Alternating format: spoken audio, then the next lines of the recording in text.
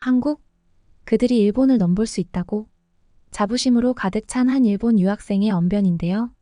한국을 무시하며 자신이 최고라 믿어왔던 그 순간, 교수님의 날카로운 질문이 그를 정면으로 겨냥했고 강의실은 순식간에 얼어붙었습니다.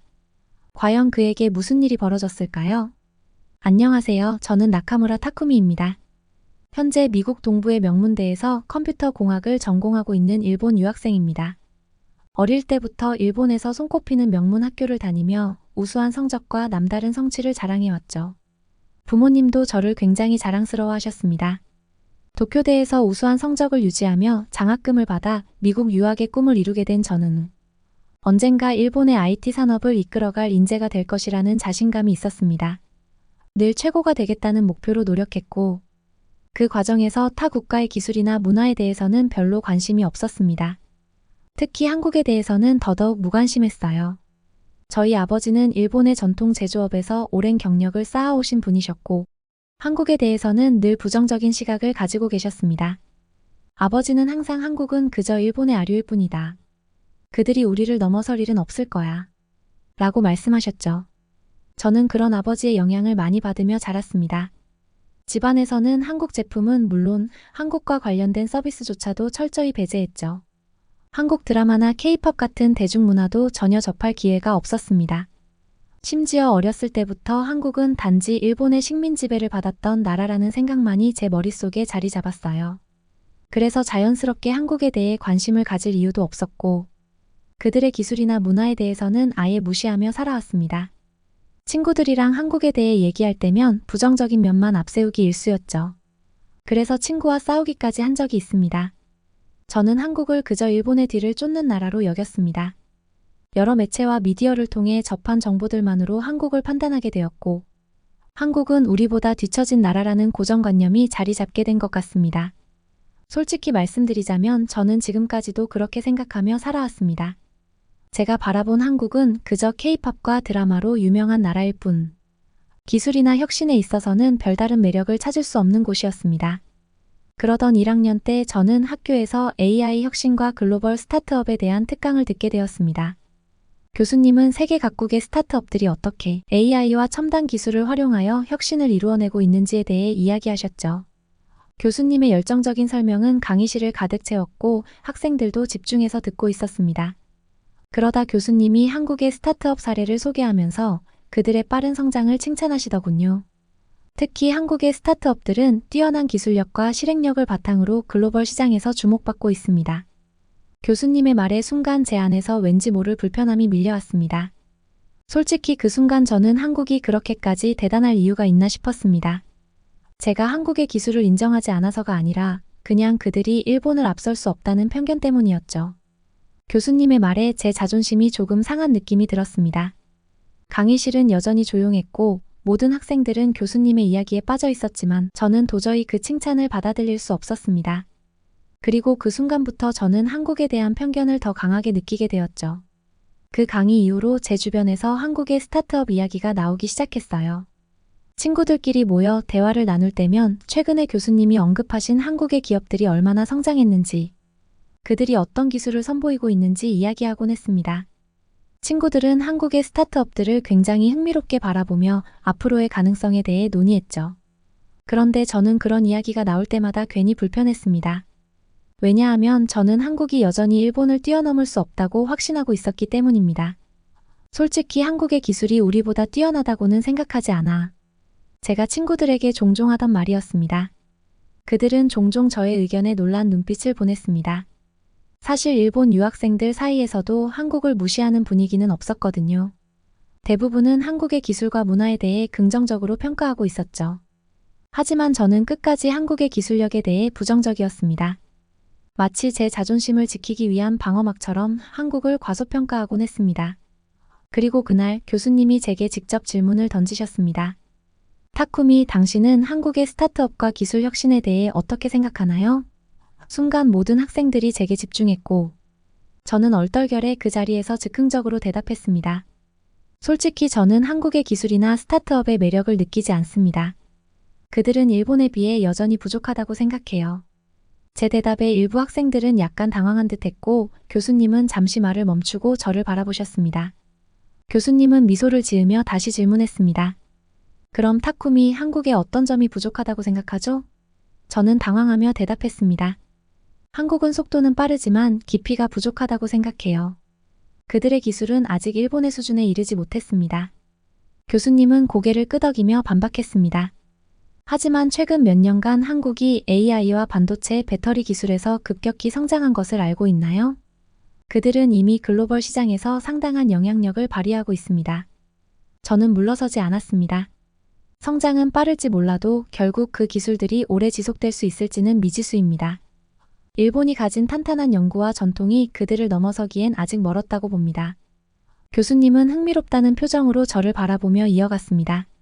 타쿠미, 그 전통과 안정성도 중요하지만 속도와 혁신을 간과해서는 안 됩니다. 특히 시장이 빠르게 변할 때 빠르게 대응하는 능력은 큰 자산입니다. 서로의 의견은 계속해서 충돌했습니다. 저는 일본의 기술이 얼마나 오랜 시간 동안 공들여져 왔는지 강조했고, 교수님은 그 시간에 매몰되면 앞으로 나아갈 수 없다고 지적했습니다. 타쿠미, 시대가 변하고 있습니다. 과거의 성과에만 안주하지 마세요. 한국의 도전에서 배울 점이 분명히 있습니다. 저는 쉽게 물러서지 않았고 여전히 한국이 일본의 수준에 미치지 못한다고 주장했습니다. 그러자 교수님은 잠시 말을 멈추고 강의실에 있던 모든 학생들을 바라보며 진지하게 말씀하셨습니다. 타쿠미, 당신은 한국이 빠르게 성장한 이유가 단지 운이 좋았거나 일시적인 것이라고 생각합니까? 한국은 더 이상 일본을 따라가는 나라가 아닙니다. 그들은 세계 시장의 변화를 빠르게 읽고 남들이 망설일 때 과감하게 움직였기에 지금의 위치에 올 수 있었어요. 교수님은 이어서 더 구체적인 사례를 제시하며 한국의 IT 업계가 얼마나 혁신적인지 강조했습니다. 한국의 카카오는 단순히 메신저 앱으로 출발했지만 지금은 모빌리티, 금융, 콘텐츠까지 전방위적으로 확장하며 하나의 거대한 생태계를 구축했습니다. 카카오페이로 결제하고 카카오티로 택시를 부르며 카카오뱅크와 토스뱅크는 디지털 뱅킹에서 선두주자로 앞서고 있어요. 이는 기술이 사람들의 삶과 얼마나 밀접하게 연결될 수 있는지를 보여주는 사례입니다. 이어 교수님은 네이버의 혁신적인 사례도 덧붙였습니다. 네이버는 검색 엔진을 넘어 웹툰, 스마트 스토어, 클라우드 서비스까지 제공하며 플랫폼의 다양화를 이루었습니다. 한국의 스타트업들은 이렇게 기술을 통해 사람들의 일상과 밀접하게 연결되고 빠르게 시장의 변화를 반영하고 있습니다. 저는 여전히 마음속에서 받아들이기 어려웠습니다. 그래도 일본은 전통 있는 기술 대기업들이 있고 한국과는 다르게 깊이 있는 연구를 꾸준히 해왔어요. 이런 단기간의 성장은 거품일 가능성이 크지 않습니까? 그러자 교수님은 다시 한번 강하게 반박하셨습니다. 그렇다면 쿠팡을 보세요. 쿠팡은 AI를 이용한 물류 혁신으로 한국의 이커머스 시장을 완전히 뒤바꿨습니다. 단순히 물건을 빠르게 배송하는 것에 그치지 않고 데이터 분석을 통해 고객이 원하는 물건을 예측하여 제공하고 로켓 배송이라는 브랜드로 시간을 돈처럼 가치 있게 다루는 문화를 만들었습니다. 일본의 아마존 재팬과 라쿠텐조차 그 속도를 따라잡기 어렵습니다. 단순한 거품이었으면 이렇게 많은 사람들의 생활을 바꿔놓지 못했을 겁니다. 교수님은 한참을 멈추지 않고 한국의 IT 혁신을 나열하셨습니다. 또한 한국의 바이오테크 스타트업들도 빠르게 성장하고 있습니다. 셀트리온과 같은 기업은 글로벌 바이오 의약품 시장에서 큰 성과를 내고 있으며 지피클럽과 같은 스타트업은 전자상거래 플랫폼을 통해 중소기업의 해외 진출을 돕고 있습니다. 기술 혁신과 도전 정신이 결합된 이들의 성과는 단순히 운으로 설명할 수 없는 수준이에요. 교수님은 저를 똑바로 바라보며 한층 강한 목소리로 이어갔습니다. 기술의 세계에서 중요한 건 속도와 실행력입니다. 한국은 시장이 요구하는 것에 재빨리 반응하고 새로운 기회를 놓치지 않았습니다. 그들이 세계를 선도하는 기술력을 가질 수 있었던 건 그들의 도전 정신과 빠른 실행 때문입니다. 타쿠미, 당신이 그동안 믿어왔던 안전한 방식으로는 한국을 이해할 수 없습니다. 한국이 보여준 속도와 혁신을 외면한다면 당신이 바라보는 미래는 이미 뒤처져 있을 겁니다. 교수님의 마지막 말은 마치 제 가슴을 찌르는 듯한 충격을 주었습니다. 타쿠미, 당신이 지금껏 보지 못했던 세계가 있습니다. 그 세계를 부정하는 것은 오로지 당신의 선택일 뿐입니다. 하지만 기회는 기다려주지 않습니다. 당신은 계속해서 과거의 성과에 안주할 겁니까? 아니면 한국처럼 도전하고 빠르게 나아갈 준비가 되어 있습니까? 저는 순간 아무 말도 할 수 없었고 강의실은 숨죽인 듯 조용해졌습니다. 교수님의 지적은 단지 한국의 기술력을 칭찬하는 것이 아니라 한국이 어떻게 그렇게 빠르게 성장할 수 있었는지에 대한 핵심을 짚어낸 것이었고, 제가 현실을 얼마나 좁게 보고 있었는지를 정확히 꿰뚫어 보고 있었기 때문이었습니다. 그날 이후로 저는 강의실에서 교수님과 눈을 마주치기가 어려워졌습니다. 제 자존심이 산산이 부서진 느낌이었고, 아무리 고개를 들어도 마치 제가 스스로 무너지고 있다는 생각이 들었습니다. 교수님이 던진 질문 하나에 제 편견과 무지가 이렇게 적나라하게 드러나다니 부끄럽고 혼란스러웠지만, 저는 여전히 제 입장을 고수하고 싶었습니다. 한국의 발전을 인정하고 싶지 않았고 그들이 일본을 앞설 수 없다는 생각은 여전했습니다. 그러던 어느 날 같은 강의를 듣던 친구가 조심스럽게 저에게 말을 꺼냈습니다. 타쿠미, 너랑 교수님이 논쟁하던 거 봤어. 근데 너 정말 한국에 대해 그렇게 확신해? 직접 가보는 건 어때? 직접 보고 느껴보면 내 생각이 더 확실해질 수도 있잖아. 순간 저는 반사적으로 거부감을 느꼈지만 친구의 진심 어린 제안에 마음 한구석이 흔들렸습니다. 한국에 가보라고? 굳이? 내가 잘 알고 있는 것 같은데. 라고 대답했지만 친구는 미소를 지으며 덧붙였습니다. 네가 믿고 있는 것들을 확실히 확인해보는 거야. 직접 보고 느껴보면 뭐가 맞고 틀린지 더 명확해지지 않을까? 그 친구의 말이 자꾸만 머릿속에 맴돌았고 점점 깊은 고민에 빠지게 되었습니다. 과연 내 생각이 정말 옳은 걸까? 내가 모르는 뭔가가 있는 걸까? 이런 의문이 계속해서 떠오르곤 했죠. 친구의 제안을 진지하게 고민한 저는 결국 한국 스타트업들에 대해 조사를 시작했습니다. 조사하는 과정에서 카카오와 네이버라는 기업들이 한국의 디지털 경제를 어떻게 이끌고 있는지에 대한 이야기를 듣게 되었습니다. 그동안 카카오톡이나 네이버는 단지 한국에서만 유명한 서비스라고 생각했어요. 하지만 막상 자료를 조사해보니 카카오톡은 단순한 메신저가 아니라 한국인의 일상에서 빠질 수 없는 필수 앱이었고, 네이버는 한국 검색 시장의 70% 이상을 차지하며 독보적인 위치를 자랑하고 있었습니다. 이들은 단순한 앱 이상의 영향력을 행사하며 인공지능 AI과 빅데이터를 활용해 다양한 혁신을 이루고 있었습니다.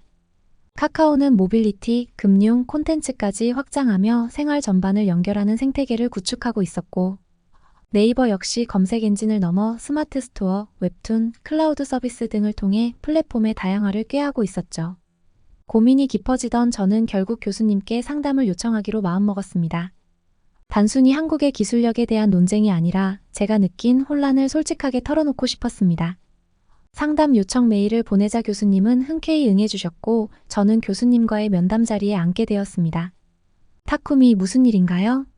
교수님은 평소와 다름없이 따뜻한 미소로 맞아주셨지만 저는 긴장한 나머지 무거운 입을 쉽게 떼지 못했습니다. 한참을 망설이다가 저는 조심스럽게 말을 꺼냈습니다. 교수님, 그날 강의 이후로 계속 마음이 복잡합니다. 한국에 대해 제대로 알지도 못하면서 너무 쉽게 판단한 건 아닐까 하는 생각이 들더군요. 하지만 솔직히 아직도 그들이 정말 일본을 앞설 수 있는지 믿기 힘듭니다. 교수님은 잠시 저를 바라보시더니 고개를 끄덕였습니다. 타쿠미, 네가 느끼는 혼란은 당연한 거예요. 우리가 익숙한 것을 벗어나 새로운 것을 받아들인다는 건 쉬운 일이 아니죠. 그런데 말이에요. 진정한 배움은 직접 경험해보는 것에서 시작됩니다. 너도 한국의 스타트업들이 어떤 방식으로 일하고 성장하는지 직접 보고 느껴보면 좋을 것 같아요. 저는 잠시 망설였지만 이미 마음속에는 결심이 서 있었습니다. 친구의 제안이 떠오르며 직접 경험해보지 않으면 알 수 없다는 생각이 들었습니다. 교수님, 그래서 말인데요. 제가 한국에 직접 가보고 싶습니다. 그들이 어떻게 일하고 어떻게 성장하고 있는지 제 눈으로 보고 싶어요. 그동안 품고 있던 편견을 검증해보고 싶습니다. 교수님은 제 결심을 듣고 미소 지으셨습니다. 타쿠미, 좋은 생각이에요. 직접 가서 보는 것만큼 확실한 건 없죠. 제가 한국 스타트업 방문을 도와줄 테니 그곳에서 느끼는 대로 보고 배워보길 바래요. 교수님의 말은 제게 큰 용기를 주었고 마침내 저는 한국행을 결심하게 되었습니다. 교수님의 도움으로 빠르게 한국 방문 일정이 잡혔고 저는 한국으로 떠날 준비를 하게 되었습니다. 모든 것이 낯설고 두렵기도 했지만 직접 경험해보지 않고서는 알 수 없는 것들이 있음을 인정할 수밖에 없었습니다. 그렇게 저는 한국으로 향하게 되었고 새로운 도전을 위한 첫 발걸음을 내딛게 되었습니다. 한국에 도착해 카카오와 네이버 본사를 방문했을 때 저는 그곳에서 전혀 새로운 세상을 경험하게 되었습니다. 카카오의 본사는 자유로운 분위기 속에서 직원들이 서로의 아이디어를 공유하며 끊임없이 새로운 프로젝트를 기획하고 있었습니다. 그들은 단순히 시장의 요구에 맞추는 것을 넘어 시장을 선도할 수 있는 아이디어를 개발하며 끊임없이 진화하고 있었죠. 특히 카카오톡을 비롯해 카카오페이, 카카오티 등의 서비스들이 어떻게 한국인의 생활을 혁신적으로 변화시켰는지 알게 되면서 큰 충격을 받았습니다. 네이버에서도 비슷한 감동을 느낄 수 있었습니다. 네이버는 AI와 빅데이터를 활용해 개인 맞춤형 콘텐츠를 제공하며 한국의 인터넷 환경을 혁신적으로 변화시키고 있었습니다. 그들의 사무실에는 다양한 나라에서 온 개발자들이 함께 일하고 있었고 각자의 전문성을 발휘해 새로운 기술을 만들어가고 있었습니다. 한국의 스타트업들이 기술력으로 세계와 경쟁하는 이유가 여기에 있었죠. 특히 네이버의 AI 기술인 클로바는 언어 번역, 검색, 음성인식 등 다양한 분야에서 압도적인 성과를 내려고 시도하고 있었고 앞으로를 더욱 기대하게 만들었습니다.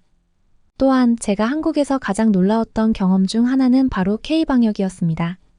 코로나19 팬데믹 상황에서 한국은 IT 기술을 적극 활용해 감염 확산을 막는 데 성공한 것으로 유명합니다. 자가 격리 앱, QR코드 기반 출입 기록 시스템, 확진자, 동선 파악을 위한 빅데이터 분석 등 다양한 IT 기술을 활용해 빠르게 감염 경로를 추적하고 관리할 수 있었습니다. 이러한 시스템 덕분에 한국은 신속하고 효율적으로 감염을 억제할 수 있었고 이는 많은 나라들이 벤치마킹하는 K방역 모델로 자리 잡혔었죠. 이 과정에서 카카오와 네이버는 큰 역할을 했습니다.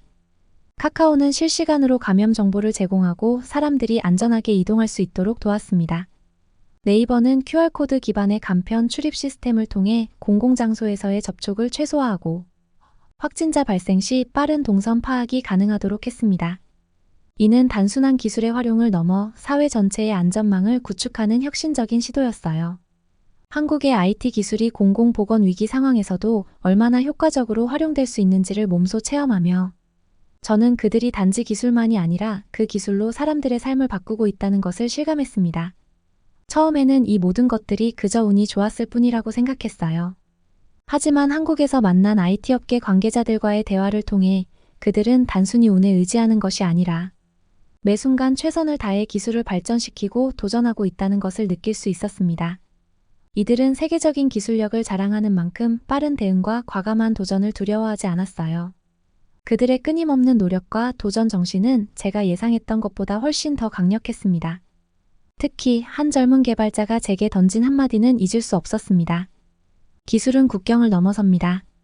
우리는 세계 최고의 기술을 만들기 위해 도전할 뿐.